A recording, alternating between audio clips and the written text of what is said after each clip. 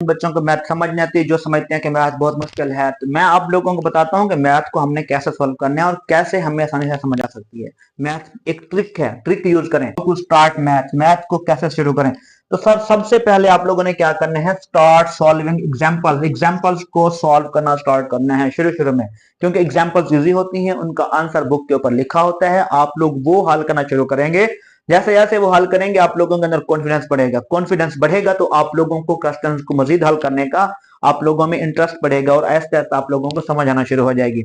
दूसरा स्टेप है sir, not mug up question. Mug up the question, question को रटाने लगाना। क्वेश्चन को आप लोगों ने सॉल्व करना है, प्रैक्टिस करनी है, याद करना है, रटना नहीं है। ये कोई पाक स्टडी है और ना ही ये आप लोगों के लिए ऐसे है कि याद करोगे याद रह जाएगी। ये प्रैक्टिस करने का नाम है। सर तीसरा है, आप लोगों ने क्या करना है, do not just read question and answer.